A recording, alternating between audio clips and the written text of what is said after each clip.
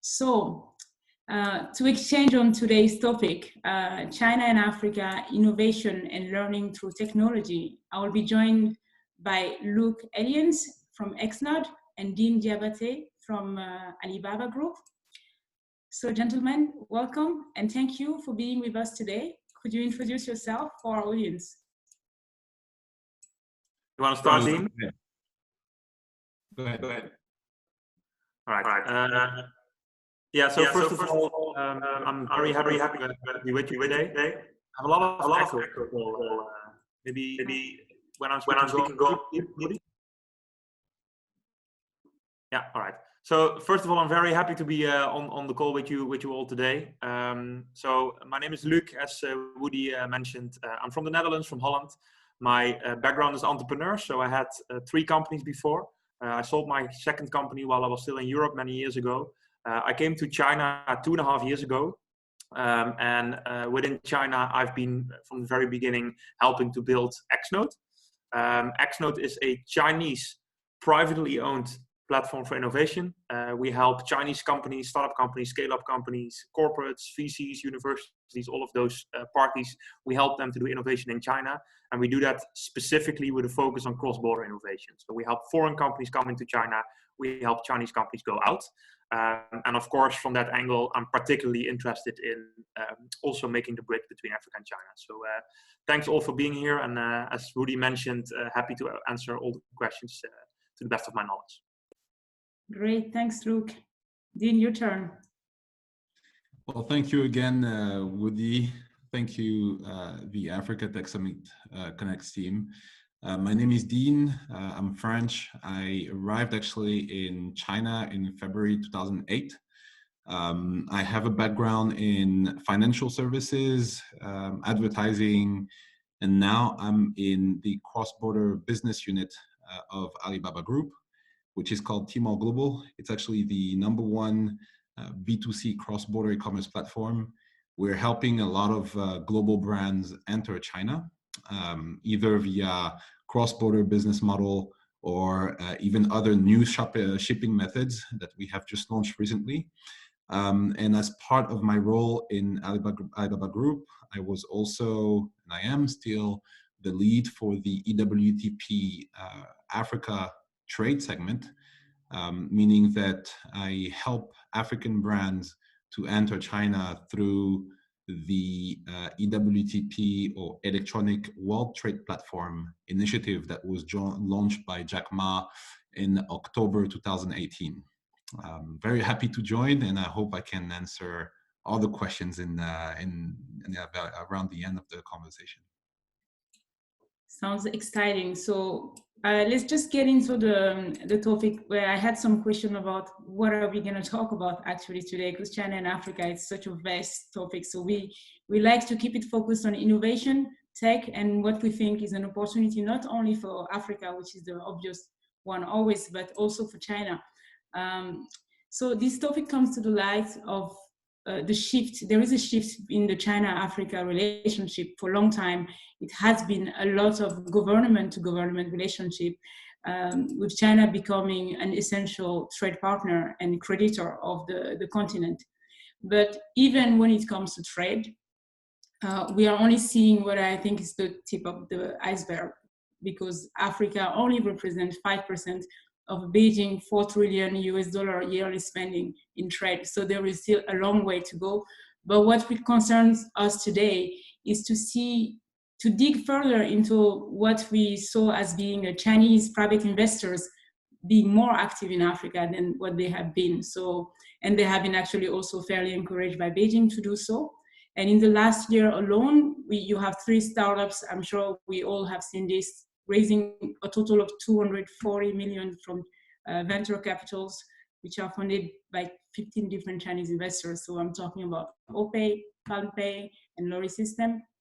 And from personal exchanges I had with Chinese VC who are looking into venturing in Africa, they feel very excited about the continent, because for them, it combines market size and future growth opportunity. With obviously 1.3 billion people, the continent is a logical move for many Chinese investors. And on the soft part, it reminds them, and I keep hearing that in all the conversation I had with Chinese investors who went to Africa to do the homework. For them, it reminds them of their hometown 20 years ago. So they believe that and they know it can be done. And this is also why they are super excited. So currently you have most of the Chinese investors who are known being active on the continent. We have Meitu and Dianping. I'm sure this name sounds very familiar to you and Luke as well. You have also SoftBank Venture Asia, and all those who are not yet in Korea, China, all those who are not yet on the continent are just figuring out their strategy to move there. They're just looking for ways to build a bridge for Africa, as I would say. And from the introduction you made, you both are actually in companies who are building already this kind of bridge. And so what could you tell us more on this, and see how we can build this bridge between not only China to Africa, because it's obvious, which is, look, you're doing that now, and you can tell us more about that, but also Africa to China, which is something more of what you are doing, Dean. So it will be very interesting to know your thoughts on that. You want to start, Dean? And next time I will just decide who starts. You guys are too polite to each other. All right. So before I answer the question, maybe just a few words so people understand a little bit better what XNode exactly does and what the relationship is between XNode and China. So in a nutshell, as I mentioned this before, we are trying to build a Chinese but global platform for innovation. So we do that in three ways. We run co-working spaces in different parts of China, trying to build a community for innovators in China, Chinese startups, but also foreign companies. We help Chinese startups and foreign companies coming into China, as I mentioned before. We work with a lot of corporations, so bigger organizations, helping them to invest in China and helping them to work with startups. So that's how our company got started. One of the things we're noticing, back to the point that Woody was mentioning before, is that more and more China is starting to look outwards. What we see is that the old story of China's economy growing 6%, 7%, 10% per year, it's slowly starting to change. It's no longer possible to sustain this pace of growth for a longer period of time. So we're getting more and more requests from, for example, Chinese government, as well as from Chinese startups. Can we look at foreign markets? So we're doing that by looking at Africa, but also looking at markets such as Southeast Asia, and we're trying to bridge this gap. And now specifically, what are we doing right now in Africa? We are, as a Chinese platform for innovation, we're dipping our toe. So we are starting a project. We were already supposed to start it right now, but due to the COVID-19 situation, the whole thing got postponed. But we will start a project where this year in Nairobi, Kenya, we will run a small base camp where we will try to find more mature African companies that we think are interesting for Chinese investors. We'll try to scout them, we train them a little bit, we localize their business model for the Chinese market, and then we will bring the winning company, we will bring them to China to connect them to Chinese investors. So in this case, this is an approach where we bring African companies to China. That's for us kind of like our MVP, our minimum viable product, trying to understand, is there an interest from the network that we have in China for African entrepreneurs? If so, where does the interest lie? And are African entrepreneurs also interested to expand to China? So by no means do I want to claim that I have all the answers, but we want to move into that direction, especially because, like Woody mentioned, macroeconomically, Africa is extremely interesting. The continent is young, the population is big, there's so much potential for growth, and there's a lot of properties that I think are shared between Africa and China. So that's why we as a company are slowly trying to venture there, and hopefully we'll open up an office there within a year or so. Sounds exciting. I will keep the follow-up question later and let Dean also give us a perspective on this China-Africa bridge building that he has been doing. Yeah, thank you. I think in terms of the work that at least Alibaba Group has been doing in the past few years, it's basically that this initiative of bridging China and Africa has been led by Jack Ma. he essentially really wanted to lead the, I would say, growth of the African population and the continent, to connect as many people to the country, to the country's economy of China, to essentially not only fostering a lot of the students, but also teachers and politicians to really understand what does it take to actually be part of an economy that is essentially led by digital. So a lot of the work that we have been doing, especially with the pilot project in Rwanda, have been led by the education and sharing of material and sharing of experience to young population in Rwanda, but also in Africa, in Ghana especially. And a lot of the entrepreneurs that have been empowered by the experience of Alibaba Group have actually been also able to come to Hangzhou, to Alibaba's headquarters, to take trainings about, what is it that is making China such a powerful digital house in terms of digital payments, logistics, but also cloud computing, as well as advertising. So a lot of the learning that these entrepreneurs are coming to take and to get from China, they take it back to their own country and then apply it to the economy in the countries and the realities that they're facing on a day-to-day basis with the learning that they have taken. But on top of that, they also apply a very localized strategy of developing solutions for the challenges that their economy is facing. So in my work with EWTP Rwanda, I have faced also similar challenges, which is that a lot of the coffee business owners that I decided to work with in order to import their products through Tmall. Tmall is China's largest B2C e-commerce platform. So all these coffee companies that I have helped to enter China faced also a very similar challenge, which is not understanding the China digital landscape. And because of that, because they did not understand it very clearly, they did not know, how to actually really get to the final consumer. Although they have the product, they might have also other processes for B2B business with other countries. They did not have the understanding of how to do business with China. So essentially a lot of educational work. And what I used to say, and I keep on saying, is that a lot of the future that is related to China's success with Africa and Africa's success with China will actually be on the empowerment of the local communities on the ground, including people who are, farmers, but also people who are business owners, students, as well as politicians. So all of these people need to be empowered in order to really start not depending only on donations. So essentially all that empowerment is really what I am fighting for currently in with the help and the support of Alibaba Group to really uplift certain economies in Africa by empowering them thanks to the consumption power of the Chinese consumers. Great. I will stay with you, Dean, just before moving to the next question.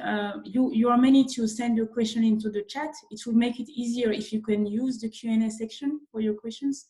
Dean, I would like, could you give us an example of concretely how this initiative is impacting people on the ground, like something specific? Because I know you're actually a man of data, so you're having a lot of data on what you're doing there. Yes. Yeah, that's a good point, because actually a lot of initiatives, most of the time that we're seeing of African businesses trying to come to China is mainly by, having or working with either investors or local distributors, local Chinese distributors, who will then, take the ownership of the inventory and then sell the products directly to the Chinese market without any oversight of the Chinese or of the African business owners. So what we did was that we really pushed to have the African coffee business owners, or the Rwandan coffee business owners, to really understand the market. And by doing so, we've launched several initiatives and several big marketing campaigns within Alibaba Group. And some of them have been extremely successful.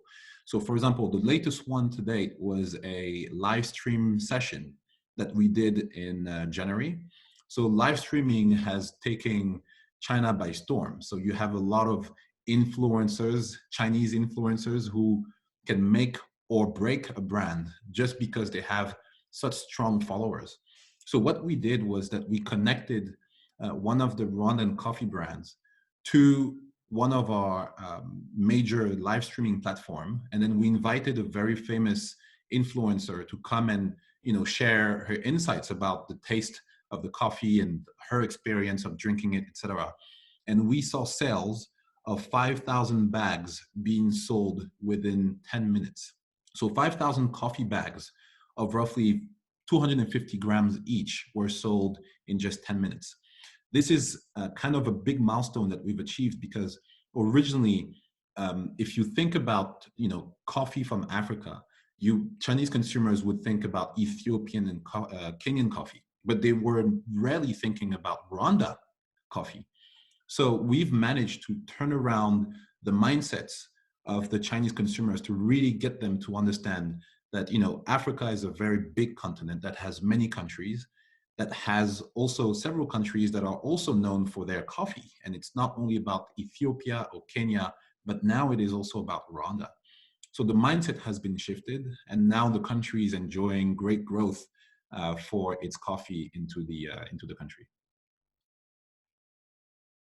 That is really, really exciting. I think many people who are listening to us who have not been in China, this type of numbers are so common, like 5,000 in 10 minutes, it's nothing. So giving such access to African entrepreneurs, it's really make a big difference, I'm sure, in many people's life.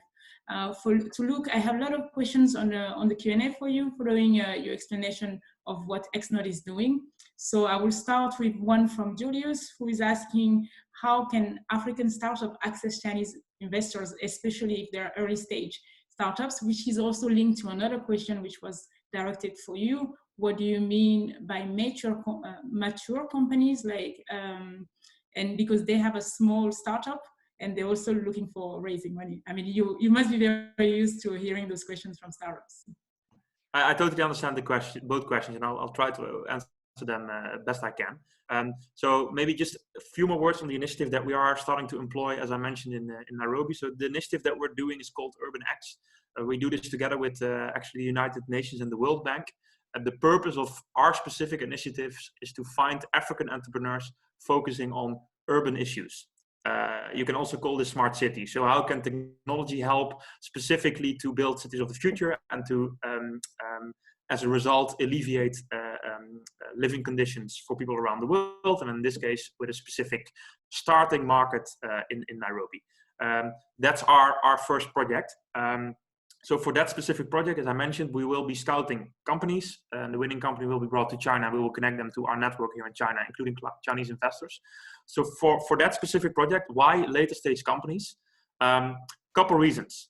Maybe contrary to sometimes a common belief, Chinese investors are quite picky, specifically when they want to invest in foreign companies. We found that it's quite difficult for a foreign company to successfully raise investment in China when they are too early stage. It's already difficult enough to build a business, and if you don't have any traction yet, if you don't have a proven track record in your home market, nor a proven track record in the China market, it will be quite hard for you to attract investment specifically from the Chinese investor, especially when it's about expansion into the Chinese market. So that's why for the specific program that we will be running in Africa later this year, we are looking for companies that are post-Series A. So that's a little bit more mature. If you're an early stage African tech company looking for investment, because that was, I think, the second question, my advice would be try to raise first in your home market. And of course, this can be from Chinese investors, but it needs to be for the sake of expanding in your home market first before considering going to China. And once you have reached a certain level of maturity, once you have a certain revenue level, and you are ready to scale your business, that's the moment to potentially come to China, and that's also the moment where you can start raising bigger checks. Great. I hope that answers your question, and please continue to send all the questions that you have. Just the result of the first poll is in. So to the question, do you see China as an accelerator of Africa tech revolution? You are really widely in favor and think it's a positive thing, because over 60% think it's an accelerator factor for Africa. And I will just make a link toward that for Luuk and Dean as well, to pick their mind on this question. What you both have a lot of experience on and have witnessed China become a powerhouse in innovation, and so do you share the enthusiasm of our audience in seeing China as an accelerating factor for Africa tech revolution? I stay with you, Luuk, on that. Yeah, so for me, the answer obviously is yes, definitely. Number of different reasons. As I mentioned, even though China is making this shift and is fully into like developing into an innovation economy right now, at the same time, actually, if you look over 10, 20, 30 years time scale, I think it will be hard for the Chinese economy to grow when they keep focusing purely on domestic market. So you see slowly government opening up more to foreign investments. You see a lot of initiatives coming to try to build bridges, for example, between Africa and China. So from a government perspective, which obviously is important, specifically in Chinese context, from a government perspective, there is this push to try to internationalize some of the innovation, both outwards as well as inwards. So I think that's will be a big factor pushing this whole thing forward. That's one. But second, I mentioned this before, I think there's a lot of overlaps between where Africa is now and where China was maybe 10 or 15 years ago. So Africa, first of all, is able to leapfrog. So very often Africa or China in the past went from nothing to mobile payments. You see the same thing happening now in Africa, which means that you can very quickly reach 50 or 100x improvements from current situation when you start building innovations.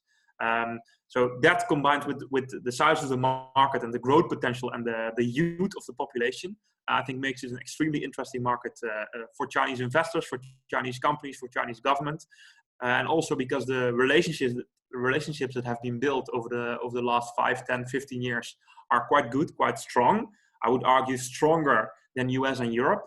I think all arrows point towards more collaboration between China and Africa, and a lot of growth, I think, will come from that type of collaboration, which is the reason why we are planning to open up an office there. Great. What about you, Dean? Yeah. Question. Yeah, I joined Luuk actually on this point. Is I think there is so much that I, for example, for being a French native from African parents, have learned while being in China, and even more so while being in Alibaba for almost 4 years now. That if ever I am to go back to Europe or maybe to go to Africa at some point, so much of the learning that I have acquired here is actually applicable directly in the markets that look basically like China 20 years ago.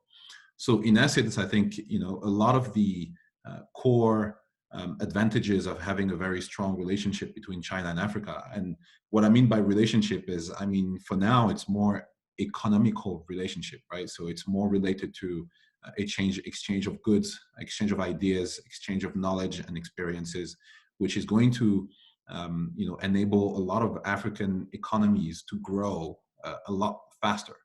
Now, however, I also see certain challenges which are very obvious, and those challenges are essentially cultural challenges, a lot of issues, like we have seen in Guangzhou, that might hinder the relationships between China and Africa, and might hinder also the potential growth of exchange in ideas.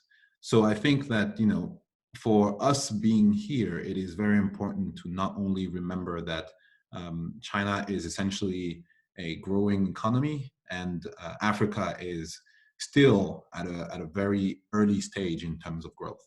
but there is definitely a lot that we can learn from China's mistakes and China's experiences, etc., to then take back and hopefully help the local economies and economies. I think Dean has just some tiny connection issues. Okay, so basically I will maybe stay with you, Luuk, on that. We have several questions also about the fact that many countries are starting to distance, or let's say to bring more variety into their suppliers and not fully rely on only China. And for the last 10 years I've spent in China, China's strategy has been the same also when it comes to tech. It relies a lot on its own technology and on its own companies to get forward this development. Do you think what's the limit for Africa in relying on China way of doing things or China way of innovation? Because I hear you often saying that innovation is not about copy pasting. So what is the limit of this exchange of knowledge and technology and innovation? Yeah, so maybe first, I think it's good to say a few things about how I think innovation in China is slightly different from other parts of the world. And then I'll get to the question how that relates to Africa. So I'm obviously not Chinese. And I came to China as a European entrepreneur, having a very European perspective on how innovation entrepreneurship should work.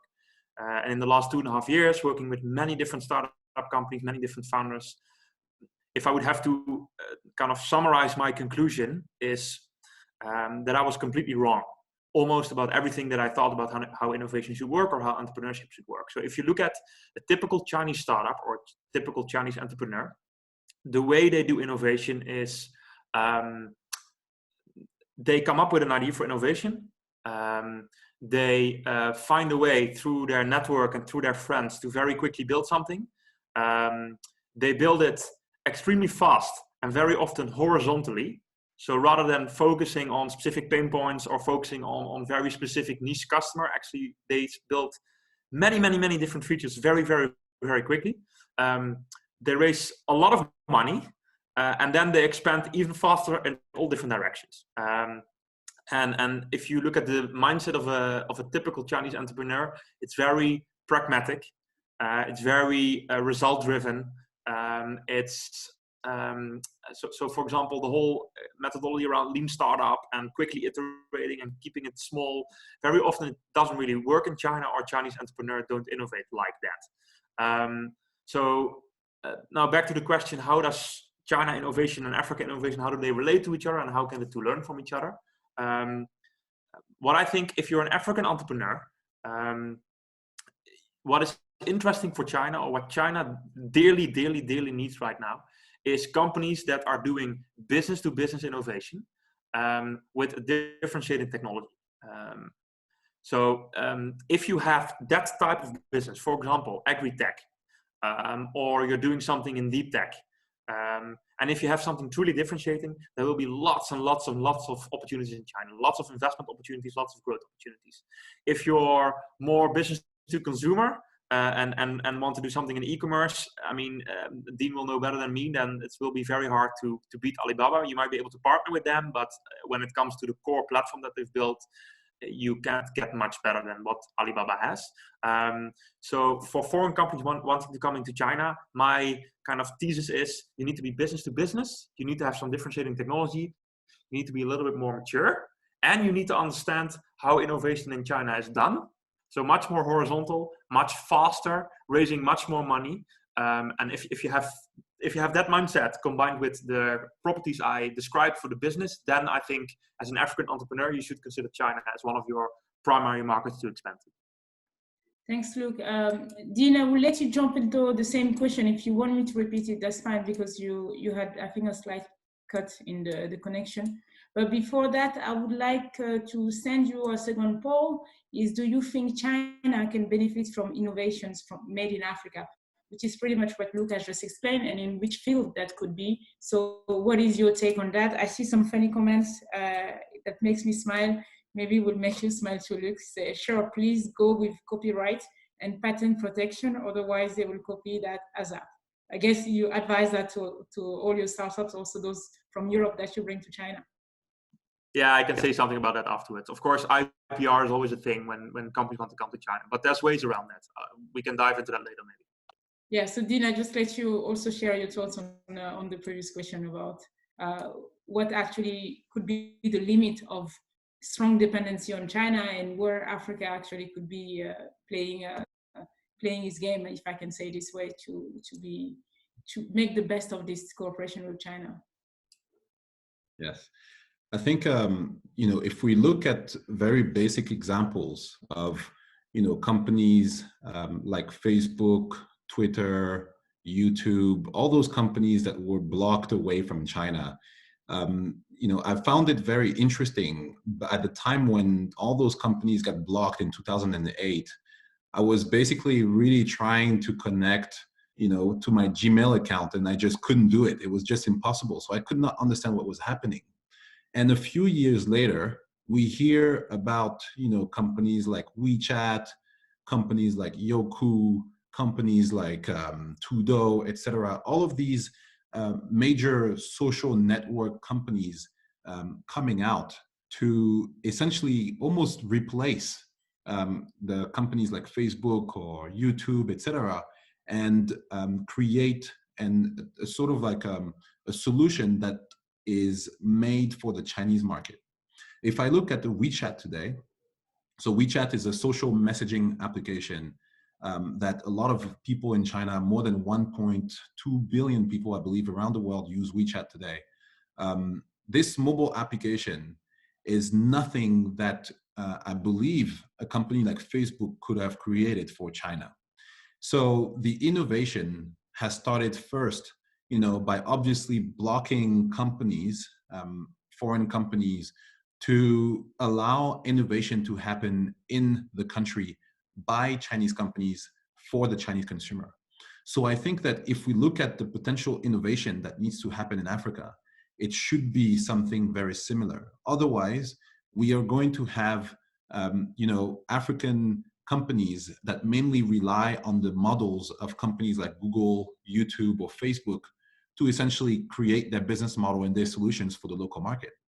So the main limitation or the main limits that I see to the innovation happening between China and Africa, or the exchange of goods and knowledge between the two continents, is, or the country and the continent, is that there needs to be a very, very strong proprietary idea ownership of African business owners for their market. So I would join Luuk as well on that comment that he said, you need to build a very strong business for the local market.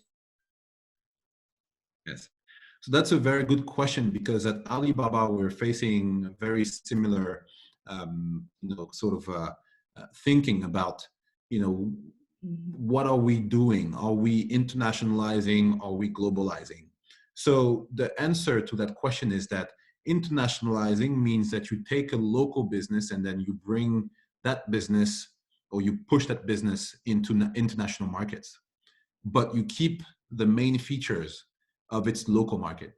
Globalizing means that you actually are taking a local business and you are localizing it to the local market by hiring local talents, by having local solutions, etc.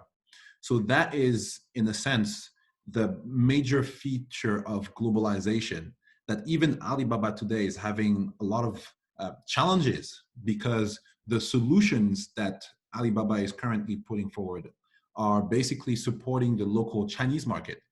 And so a company like Alipay, for example, so Alipay is one of China's major payment gateways that is currently used by close to 1.2 billion people, I believe, as well here. So Alipay, trying to globalize into other market, is actually thinking more about supporting the Chinese tourists who are traveling overseas with their solutions on their mobile phone for the payment solution. So essentially the business is internationalizing, not globalizing. So these are some limits that I see for, potential exchange in innovation between a country like China and a continent like Africa, whereby all that innovation is really going to rely a lot on whether the businesses that are sprouting from each market are actually answering the right questions and the right challenges for the local market before even thinking about going overseas. Yeah, thank you, Dean. Very insightful. To just quote one of the comments. Sorry, your microphone is cut. Okay. Oh, I'm here. Sorry, your microphone is cutting again. I don't know if, yeah, you can hear. Oh, can you hear me? Yeah, no, it's all right. Just to stay on the question you wanted to react on, Luuk, I have a really, really interesting way of putting it from Raj. He says, in China, there is no copyright, just the right to copy. Someone once told me, is it still true today? And I guess, how do you advise startups? Because usually startups are not thinking legal when they start their companies. So how can they protect themselves if they're moving to China? And you can also answer the Raj question, obviously. Yeah, no, I saw some of those comments as well popping up, and I have to say, I object to the narrative of in China there's only the right to copy and there's no copyright. I see many foreign businesses wanting to come into China, and of course IPR, intellectual property rights, are always one of the main concerns. And the thing I want to object against is the idea that if you have any intellectual property in your company, it's impossible to come to China. It's impossible to protect your intellectual property. It's not true. You can do that. You can do that even as a startup company. You just need to be smart about it. So what we always advise to all the companies that have intellectual property coming to China, a few different things.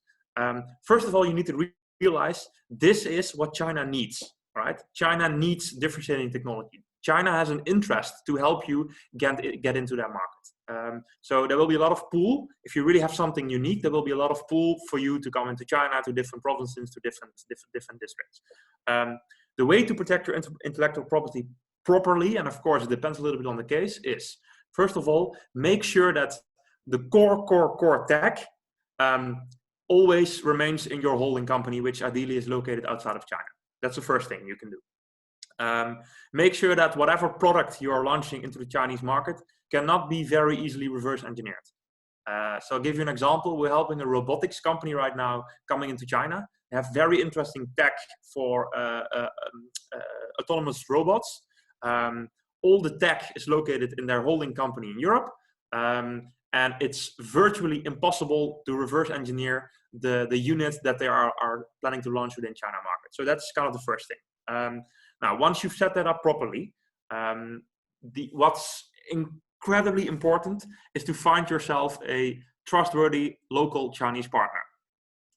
What does that mean? That means ideally a private Chinese company, because private Chinese companies like yours have an interest to make this partnership work. So ideally you should find a Chinese private company that can also help you manage the relationships with Chinese government properly. It's impossible in China not to have a relationship with Chinese government. You need relationships with them, but you want to keep them at arm's length. You don't want to have Chinese government directly investing in your company, because then before you know it, you might have issues. So if you have a good local Chinese partner, you have a legal setup where the intellectual property is located in your home market, and you have a product which is difficult to reverse engineer, you can go to China even when you have intellectual property to protect. It will be quite difficult for China to then copy that. And more importantly, if you have this powerful Chinese partner, they will also protect you with the relationships that they have and with the maneuvering power they have within China locally to prevent things like copying or theft. I realize this is a very long answer, but summarizing, so I don't agree with it. It's possible, but you need to be strategic about it. Yeah, great. Thanks, Luuk. So don't be scared to come to China. That's basically your message, but make sure you protect yourself properly in your home country and make sure you have the right partner in China.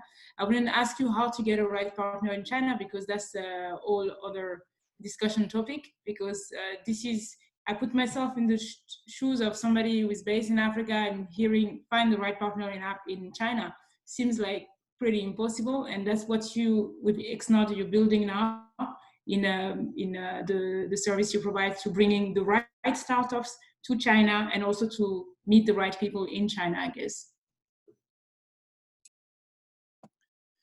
Yeah, so of course I don't want to preach too much for my own company, but yes, that's what we do, obviously. And back a little bit to discussion we had earlier. That's why you shouldn't come to China too quickly or too early in your development. To find that partner, it's possible. Believe me, we're doing it all the time, but it takes time. So you should give yourself at least a trajectory of between half a year and 1 year to try to find different partners. Try to build a relationship with them. Try to understand to what extent is this a private company, to what extent is this a company where the government is heavily involved. Try to build a relationship in a way where they start caring about you. That takes time. So you need to do it locally, you need to do it on the ground, you need to give it the time that it needs. But if you do that, if you invest half a year, 1 year, 1.5 years in those type of partnerships, I'm telling you because I'm seeing it, it can be extremely strong. And once the trust is there, I would argue that Chinese partners are more trustworthy than many other parts of the world. Yeah, very nice. Good insight, because usually everybody tends to have a kind of mixed feeling approach when it comes to bringing your business in China for obvious reasons in the past, but the market has changed a lot, and China itself has become quite sufficient in innovating for its own market.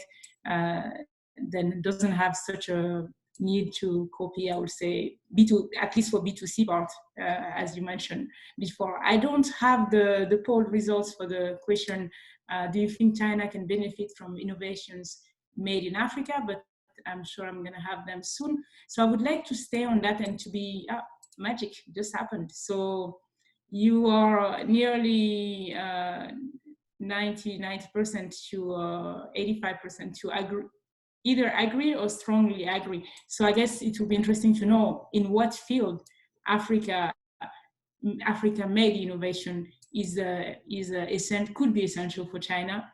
And you have already started answering that before, Luke's explaining the B2B type of startup that you want to bring to China. I would like maybe more on Dean, thoughts on that. And maybe something more concrete of what you see, because we know that in Alibaba Group, you have a lot of programs of bringing African entrepreneurs and giving them exposure to China. And what are you looking for in Africa? What is there that is not already in China? What could China be interested in? Yeah, that's a very good question, because actually a lot of the entrepreneurs that have come in Alibaba Group for trainings have basically come up with a lot of amazing solutions, whether it is in the logistics field, in the payments field, in the big data field, or just general marketplace segment as well. And so what we're seeing, or at least what I have seen by talking to all of these entrepreneurs, not only African entrepreneurs, but also I've been talking with a lot of Southeast Asian entrepreneurs from Malaysia, from Indonesia, from Thailand, etc., are really based on the reality of their own economy. So that being said, if you look at China today, the payment landscape is dominated by two major payment platforms. So that includes Alipay, which is owned by Alibaba Group, but it's also Wechat Pay, which is owned by Tencent. So if you look at the payment landscape today in China, it is essentially so many different third-party services into their own application that they have become what we call super apps. But when you look at the similar industry of payment landscapes, for example, in Africa, the payment landscape in Africa is so diverse. Why? The first answer is because there are so many different currencies across the entire continent. And then the second one is the actual regulatory framework that is put forward by all the banking sort of community, that if you are a payment company in, for example, let's say Cameroon, and you want to enter the Nigerian landscape for payment, then you might need to have what the government calls those certifications by the Financial Authority of Nigeria. So getting all these certificates or accreditations for servicing 2C clients with payment services then becomes quite of a feat, because you need to do that probably 54 times, because there are 54 different countries in Africa, for instance. So in essence, what we're seeing is that on the ground today, Africa has a lot of great potential when it comes to, for example, putting together solutions in payments. I will remain in payment just to keep it as narrow as possible, but in payment for chain services or cryptocurrency solutions, they can incorporate different types of Visa, MasterCard, or even all of these neobanks. You know, I think about neobanks like Revolut or N26, or all of these neobanks that people in Europe are using a lot in order to make those purchases. But in China today, if you look at the payment landscape, it's totally different. So in essence, I see that a lot of the core differences between those two countries, or the country of China and the continent of Africa, basically relies on the type of solution that they put together for the reality of their economy. And we have seen that Alibaba is actually benefiting a lot from a lot of the payment companies in Europe and in Africa, in order to improve its own payment solution in China. I'll give you another example, which is the use of augmented reality technology, or the use of better scanning for QR code technology. So a lot of acquisitions have been made in the AR, augmented reality landscape, in the US. The payment landscape have been made in Israel as well, in order to support a lot of the facial recognition technologies, as well as the QR code scanning technology. So we're seeing a lot of innovations that are coming from outside of China into Africa, outside of China to China, and Africa has a major role to play if it remains an independent market for innovation to answer those challenges in the local economies. So China will definitely learn from those entrepreneurs and businesses that are putting forward those solutions. And I've seen Alibaba doing it already. So I can definitely be confident that a lot of the learning will come from Africa in the future. Awesome, and I'm sure our audience are vastly in sharing your opinion, as well as they all think that there are definitely technologies in Africa that can be useful for China. Luke, I have one question for you coming from the audience, very specific from Fiore. Mr. Eliens, you recently published an interesting essay on the Clock and Peel Institute in Europe. Do you think Africa can benefit from this same as China did, especially after recent Corona situation? Very specific. Yeah, it's funny because it's like an essay I wrote a long time ago. So it's interesting that someone found it apparently over the web. So this is a specific piece I wrote on innovation, which is about niche businesses. So very niche businesses, and how for those niche businesses, markets like China can still be interesting. So in this case, this was in Dutch. This was about businesses that specialize in clocks for churches. The Netherlands, actually, my home country, is very good at those businesses. And I was trying to argue that very often when we think about tech, or when we think about innovation and tech, we're only looking at large markets, and we're only looking at building big technologies for large markets. And I was arguing we can turn this around. And it actually is also very interesting for those type of businesses that have a very small niche focus, to still try to expand to China because you can differentiate much easier. So we should change that narrative upside down and not just look at the size of the market, not just look at the huge technologies, but also try to, for the very, very niche businesses, doing something very unique in a narrow market, especially for those businesses, I was inviting them to come to China. So that's what he's referring to.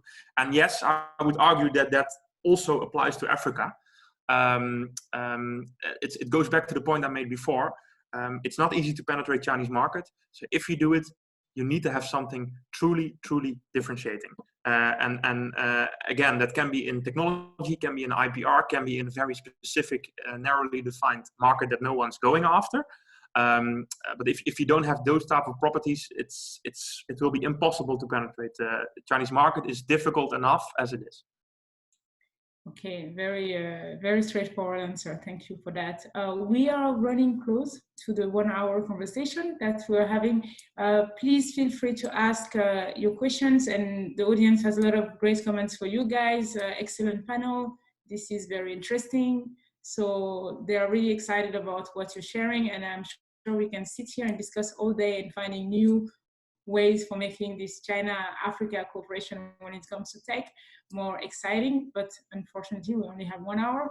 So I would like to maybe move toward one question that when it comes to China today, the challenges that China are facing, we did not address the elephant in the room, and I'm the audience was also willing to focus more on the tech opportunities, and we will not go political, I promise you. But do you think in the current crisis situation, what is going to be the impact? Is it negative between China and Africa relationship, and how could it be improved? Maybe Dean, you could go ahead. So you're referring to the Guangzhou crisis? Yeah, in a wider way, yes. What I call the Guangzhou Gate. I'm sure we've all seen videos of Africans in the south of China, in the region of Guangzhou, who have been poorly treated, and it has drawn many reactions on social media, including from politicians as well. So, and beyond even that, we had one question in the audience pretty early in the discussion, saying that many countries now are looking to move away from too many dependencies in China, as we have seen during this crisis, because this crisis has also put in light that being too dependent on one supplier is not necessarily a good thing. So when it comes to China and Africa, do you think this crisis is leaving a damage relating to Guangzhou Gate, but looking further beyond that as well? Yes, I think you know, for me as a Black man living in Africa, living in China, sorry, I have been very, very deeply actually hurt by a lot of the incidents that happened in the south of China. So much that, you know, I had to take action, in the sense that taking action actually meant to really try to understand what really happened, and not only just relying on social media comments or the news media outlet, and reaching out to a lot of the African students and African businessmen and businesswomen who live in Guangzhou, to really talk to them and try to see what actually really happened on the ground. And so we created, actually with several African people living in China, living and working in China, we created several support groups, which helped the African community in the south of China with financial aid, because there are a lot of students in Guangzhou, for example, who needed some money because they couldn't get access to finance. We also helped them with simple psychological help, which means, you know, just talking to them and showing them that we're here for them, etc. But in a nutshell, I have one observation that I've made is that most of the African people that I have spoken to in Guangzhou basically have not really suffered from any discrimination. And so I was quite, everything that we saw on the media was about discrimination. I have definitely seen all these posts in McDonald's saying that, you know, no African people allowed in the McDonald's, and then immediately having a McDonald's official press release saying that this is definitely not McDonald's responsibility, that they are now trying to put forward a lot of education content to the Chinese employees across all McDonald's in the country. So in a sense, I think this is really, really asking us several questions, or pushing us to ask several questions. The first one is, are we going to leave ignorance, or let ignorance and very poor behaviors really hinder the actual benefits of those relationships that are being created between the African continent and the Chinese country? I think there is a lot of, I work in the Chinese, 130,000 people. I work and live at the headquarters, and we are only 2 Black people within 50,000 employees. And so I can see the reality on the ground. When I meet, have lunch, dinners with my Chinese colleagues, I do not have this kind of behavior towards me because I'm a discriminatory kind of behavior. So in a sense, I have to be able to look beyond what is being said in social media, etc., because ignorance is everywhere. And if we let ignorance, definitely there's going to be a lot of issues moving forward. So, for me, it's all about really understanding what is. So, for me, it's. Sorry, Dean, we're losing you toward the end, so I'm just gonna move to Luuk to let him react to the discussion, and we can still. Then, definitely there's going to be a lot of issues moving forward. So, for me, it's all about really. I think we have some little connection issues. So just to leave the mic to Luuk for your reaction on that question. And this crisis, is damaging the opportunities that we have been discussing for 1 hour between China and Africa? And if so, how could it be improved? Yeah, okay, so a few things to say on that. Of course, it's a bit difficult for me to assess this specific issue that happened between China and let's say the African community. I was not there. I've only read things in the news. So and in the news you can read many different perspectives. So it's a bit difficult to really judge from my perspective. Of course, I think it's clear that there was some type of discrimination going on, which in no way should be tolerated. The thing I can say about it is, myself, I have actually experienced also a little bit some type of maybe very small scale discrimination, especially right after the COVID-19 crisis in China was normalized a little bit. So for example, I had an issue where I needed to go to the police station to get a certain document, and they didn't allow me in because I was a foreigner and I might have the virus. So these things happen to me. It's small scale, it's nothing compared to what happened over there, but it's at least an example of the fact that these things are happening. Now, back to the question, to what extent does this affect Africa-China relationships? And to what extent does COVID-19 in general affect those type of relationships when it comes to innovation and technology? Clearly, there is an effect. I mean, by default, any type of cross-border business relies on human-to-human, face-to-face interactions and trust. Both of them are hindered right now through COVID-19. But I think this is short-lived. I think over the long term, there is no other way for China as a country to open up if they want to keep growing the economy as fast as they need to keep the population happy. Similarly for Africa, I think Africa has so much to gain from China when it comes to venture capital being invested, when it comes to penetrating one of the biggest internal markets in the world that shares many properties that the African market also has. So I truly think this is short-lived. And the only thing everyone in this call can do, or we all can do, is just keep working towards those type of collaborations rather than dwelling on what has happened. I think that doesn't help. Great. So on this positive note, I think we're going to wrap it up. I just wanted to ask if you will keep spending time and money in Africa, but it seems the answer is clear, and yes, that you're going to keep doing that. If it is wrong, react now. But I thank you very much, Luuk and Dean, for sharing your experience and your knowledge on this topic, China and Africa, tech innovation opportunities between the two. Thanks a lot. Thank you so much. Thank you. And you can see now on the screen that if you want to keep on this conversation, please use the hashtag ATSConnects at Africa Tech Summit. And you can also email us to share your ideas maybe for the next topic.